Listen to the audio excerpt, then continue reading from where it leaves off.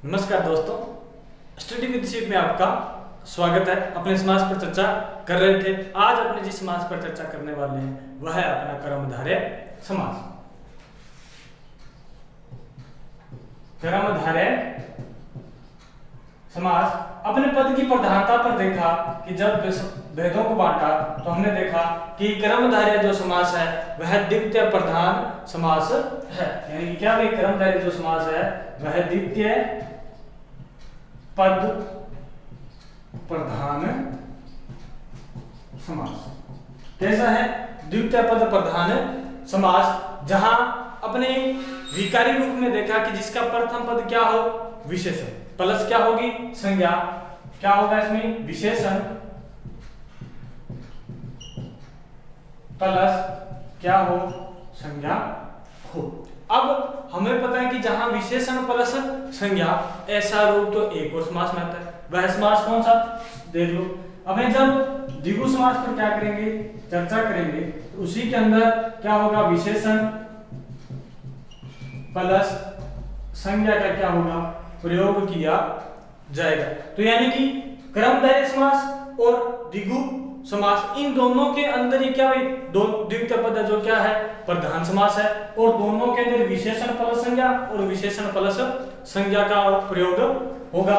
तो देखो, कर्मधारय समास अपने कहते हैं कि कैसा है, द्वितीय पद प्रधान समास है और विशेषण क्या है, विशेषण प्लस संज्ञा है।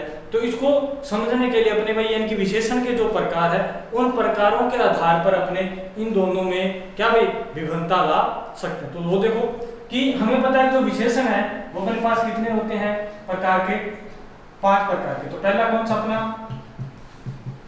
परिमाण वाचक। नंबर 2 संख्यावाचक। नंबर 3 संकेतवाचक। नंबर 4 संख्यावाचक विशेषण। और नंबर 5 कौन सा, व्यक्तिवाचक विशेषण। हमें पता है कि जो विशेषण है वो कितने प्रकार के होते हैं, 5 प्रकार के होते हैं। इन 5 प्रकार के आधार पर अपने देखेंगे कि कर्मधारय समास व द्विगु समास को अपने किस प्रकार से बांट सकते हैं, जहां दोनों के अंदर क्या हो भाई, विशेषण प्लस क्या हो, संज्ञा का प्रयोग हो। तो अपने देखते हैं, देखो इनको बांटने के लिए अपने विशेषणों के 2 रूप बना लेते हैं। वो 2 रूप कौन से, प्रथम जो रूप अपना कैसे, कौन सा भाई, संख्यावाचक। और दूसरा रूप बना लिया अपने असंख्यावाचक। यानी कि जिसके अंदर संख्या का प्रयोग हो, एक तो वह प्रकार और दूसरा प्रकार कौन सा, जिसके अंदर संख्या का क्या हो, प्रयोग न हो। अब देखो हमें पता है कि संख्यावाचक जो विशेषण है उसके अंदर क्या भाई, संख्याओं का प्रयोग होता है। तो अपने कैस दिया कि जो द्विगु समास है उसका रूप कैसा भाई, संख्यावाचक रूप है। किस रूप में, संख्यावाचक रूप में होगा। अब पीछे बचे हुए कौन भाई, परिणामवाचक, संख्यावाचक, संकेतवाचक और कौन, व्यक्तिवाचक। ये चारों को अपने नाम दे दिया क्या, असंख्यावाचक। क्या नाम दे दिया, असंख्यावाचक। तो दूसरे प्रकार यानी कि संख्यावाचक के अंदर तो एक और असंख्यावाचक के अंदर कितने विशेषणों का प्रयोग होगा, 4 विशेषणों का प्रयोग होगा। और इन्हीं 4 विशेषणों जो प्रयोग है वह किस समास में होगा, कर्मधारय समास में होगा। तो अपने पास 2 नंबर तथ्य क्या आ गया, इसे अपने क्या कह सकते हैं कि असंख्यावाचक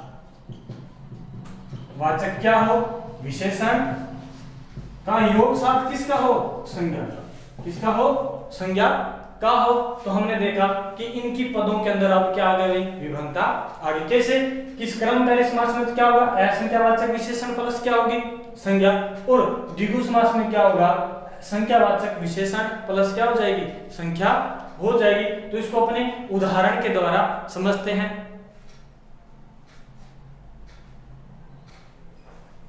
तो अपने देखा कि असंख्या और संख्यावाचक विशेषण के आधार पर अपने कर्मधारय समास व द्विगु समास को बांट चुके। तो अपने उदाहरण से देखते हैं, जैसे कि कर्मधारय समास के अंदर अपने कहा महान कवि, महान कवि। तो यहां देखो महान कौन है, कवि। तो कवि के लिए जो महान है वो इसकी क्या हो गई, विशेषता।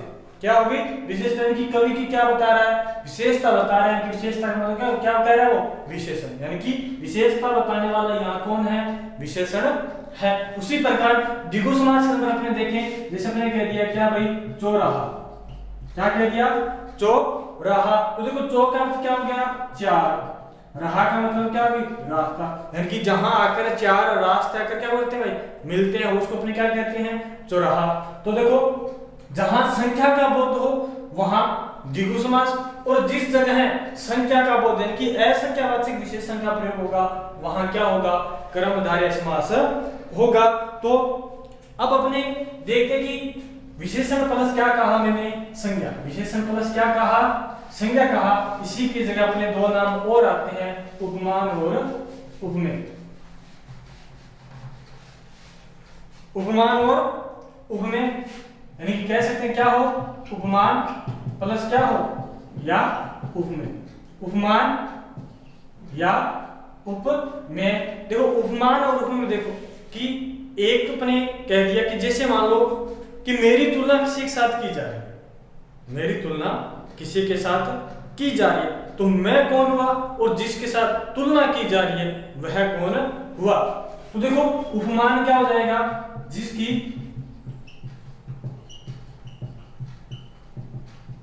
तुलना की जाए उपमेय क्या हो जाएगा जिससे तुलना की जाए, जिससे तुलना की जाए। जिसे कह दिया कि कमल ने क्या किया, मैंने कमल ने क्या कहा कमल ने, तो कह रहे यहाँ जो नयन है वह किसके समान है कमल के समान, कमल के समान नयन क्या हो जाएगा विषय इसका कमल के समान नयन। तो देखो यहां नयन यानी नेत्र या कह सकते हैं क्या आंख, ठीक। तो देखो नयन की तुलना किससे की जा रही है, नयन की तुलना किससे की जा रही है कमल से, और किसके साथ हो रही है नयन के साथ, तो वहां अपने क्या प्रयोग होगा उपमान और उपमेय प्रयोग होगा। तो अपने इन दोनों तत्वों से अपने पास इसकी जो कर्मधारय जो समास है उसकी क्या निकल के आ गई परिभाषा निकल कर आ गई। तो देखो परिभाषा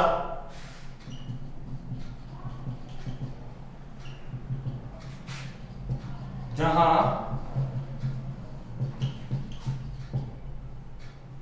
विशेषण व विशेष्य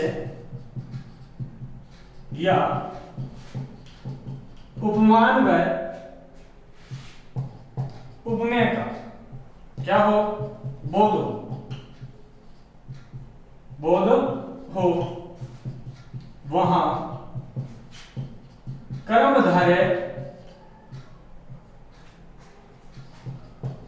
समास होता है, वहां क्या होता है कर्मधारय समास होता है, यानी कि विशेषण व विशेष्य, यानी कि हमें पता है विशेषण है जो किसी की क्या विशेषता को बताने के लिए प्रयुक्त किया जा रहा है। यहाँ परमाणु संज्ञा शब्द सूचक कोई भी शब्द हो जिसकी क्या बताई जाए विशेषता बताई जाएगी, वहां क्या समास होगा कर्मधारय समास होगा। यह आपने कह दिया कि ऐसे दो बिंदु जिनकी आपस में की क्या की जाए तुलना की जाए, यानी कि उपमेय और उपमान के रूप में वहां भी क्या होगा कर्मधारय समास होगा। तो अपने इनको कुछ उदाहरणों के द्वारा समझते हैं। तो देखो उदाहरण इसके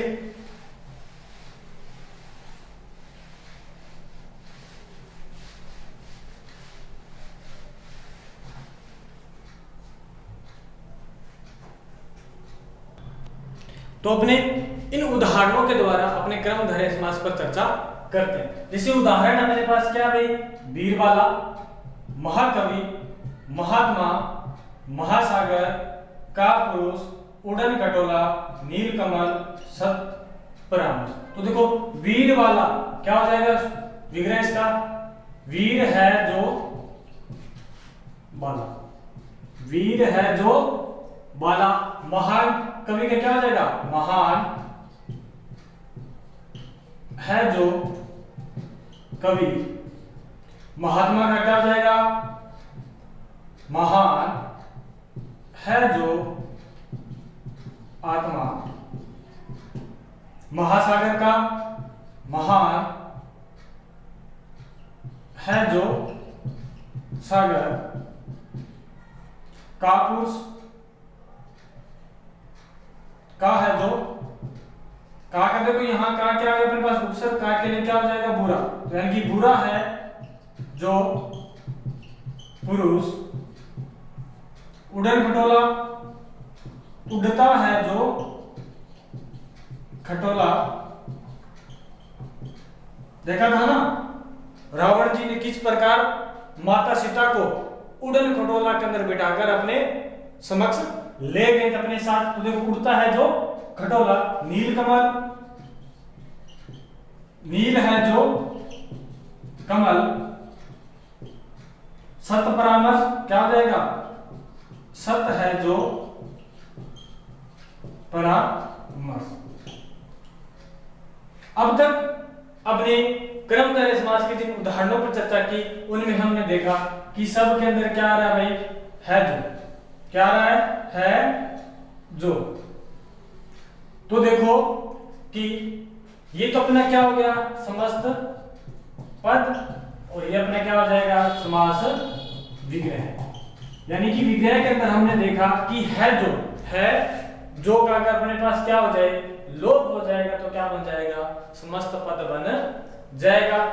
इसी प्रकार ये तो अपने क्या था भाई विशेषण और विशेष्य, किस पर विशेषण व विशेष्य पर आधारित जो अपने उदाहरण थे उन पर अपना क्या की चर्चा की। देखो वीर है जो बाला, यानी कि बाला के अंदर यहाँ वीर वीर इसकी क्या भाई विशेषता है, कवि की महान है ये क्या इसकी विशेषता है, आत्मा की है जो मानी इसमें क्या भाई महान क्या है इसकी विशेषता। उसी प्रकार नील कमल, यहाँ कमल की विशेषता कैसा, यानी कि कमल कैसा है नीला है, परामर्श कैसा है सत है, खटोला कैसा है उड़ता है, ये इन सब की क्या होगी विशेषता होगी।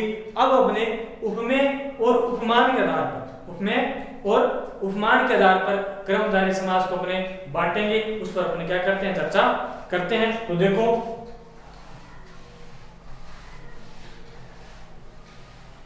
उपमेय और उपमान के आधार पर अपने कर्मधारय समास को कितने भागों में बांटेंगे, दो भागों में बांटेंगे जिन पर अपने चर्चा करेंगे। तो पहला क्या हो जाएगा अपना उपमेय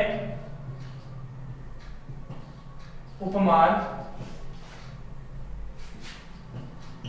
कर्मधारय समास, कर्मधारय समास।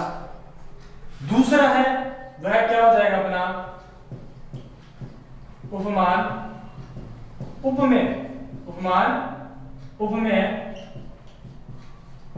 कर्मधारय समास, जिसे अपने अलंकार के अंदर पढ़ते हैं इसको अपने कौन सा नाम दे देते हैं रूपक अलंकार। जहां उपमान पर, जहां उपमान उपमेय पर किसका आरोप हो, उपमान का क्या हो आरोप हो, वहां कौन सा अलंकार होगा उपमान उपमेय, यानी कि रूपक अलंकार होता। यानी कि उपमेय उपमान पर आधारित है तो अपने कर्मधारय समास में भी है, लेकिन जहां उपमेय का उपमान पर क्या हो आरोप हो वहां भी क्या होता है कर्मधारय समास होता है। तो आप देखो कुछ तथ्य हैं, उन तथ्यों आधारित अपने जो नंबर एक समास अपना कौन सा भाई उपमेय उपमान कर्मधारय समास। देखो उपमेय उपमान कर्मधारय समास की जो पहचान है उसका जो शब्द है वो क्या भाई के लिए, क्या है के समान, इसके लिए भाई के समान। जहां अपने को समास विग्रह के अंदर के समान प्रयुक्त हो तो वहां कौन सा अलंकार होगा कर्मधारय समास होगा। कह दिया कि के समान विभक्ति, के समान विभक्ति का जहां क्या हो आरोप हो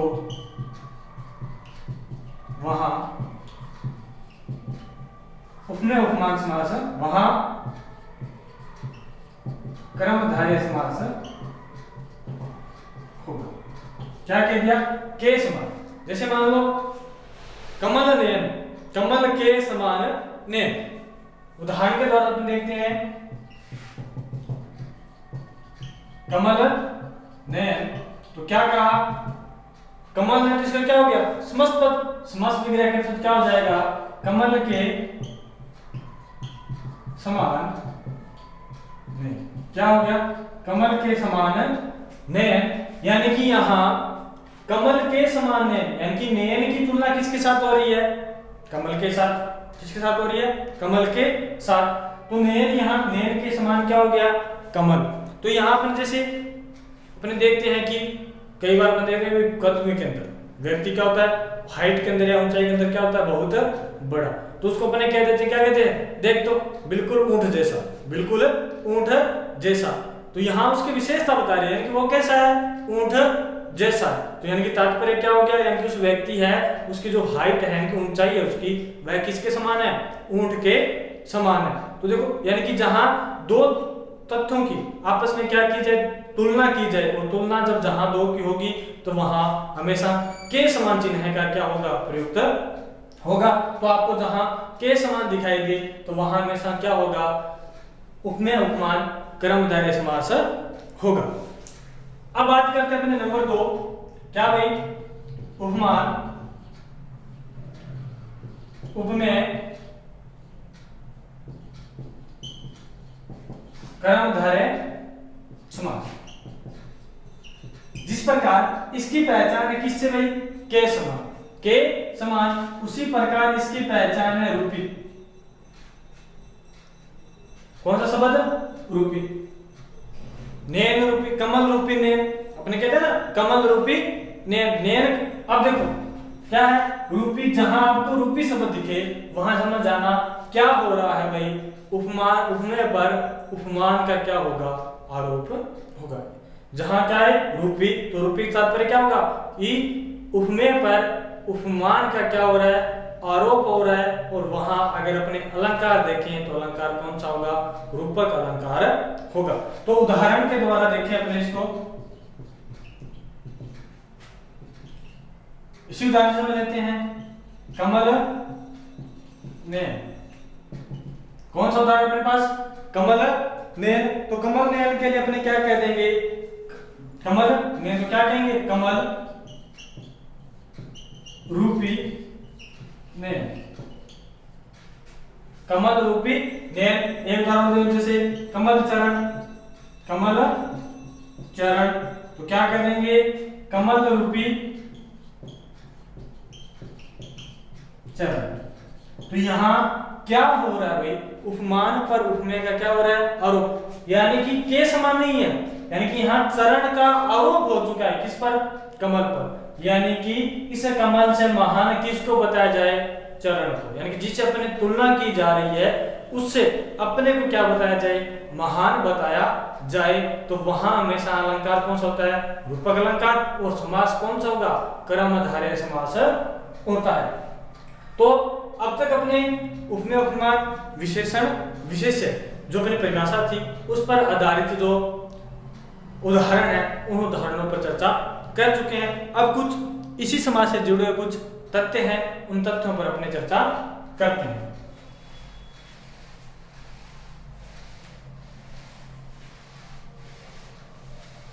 तो अब तक अपने इन पर चर्चा कर चुके हैं, आगे अपने इनके उदाहरणों अपने उन पर चर्चा करते हैं। तो देखो कि तथ्य नंबर 1 है वो अपना क्या भी, यदि किसी उपसर्ग को विशेषण की तरह क्या किया जाए भाई, प्रयुक्त किया जाए, वहां भी कर्मधारय समास होता है, वहां भी क्या कर्मधारय समास। और जैसे उपसर्ग अपने कहते हैं, देखो यहाँ उपसर्ग का उदाहरण कापुरुष, कपूत, सुपुत्र।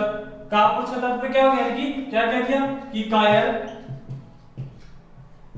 है जो पुरुष, कापुरुष का क्या होगा, कायर है जो पुरुष, यानी कि कायर है जो पुरुष। यहाँ देखो का उपसर्ग का अर्थ क्या लिया जा रहा है, कायर। इससे पहले आपने बताया, चर्चा की थी कि सार्थक शब्द जहां हो, सार्थक शब्द क्या हो, जहां हो, तो उनके अर्थों का प्रयोग नहीं किया जाएगा। लेकिन उपसर्ग और क्या हो, प्रत्यय, उपसर्ग और क्या है, प्रत्यय, तो उनके अर्थों का प्रयोग समास के अंदर किया जाएगा। तो देखो यहाँ जैसे का उपसर्ग आया, इस का उपसर्ग का जो अर्थ है वो क्या है, कायर, तो उसके अर्थ का प्रयोग यहाँ किया गया है। तो अपने कभी कापुरुष का क्या हो गया, काय है जो पुरुष, उसी प्रकार कपूत और क्या सुपुत्र, यानी कि पहला तथ्य क्या कहता है कि जहां उपसर्ग को विशेषण की तरह प्रयुक्त किया जाए वहां भी कर्मधारय समास होता है।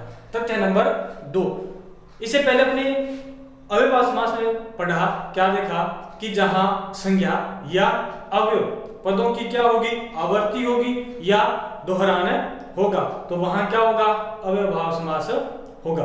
लेकिन देखो इसमें अपने विशेषणों पर चर्चा, विशेषण पर आधारित क्या अपने कर्मधारय समास है। तो इसमें देखो जहां विशेषणों पद रूपी जो शब्द है उनकी क्या होगी, आवर्ती होगी, तो वहां भी कौन सा समास होगा, कर्मधारय समास होगा।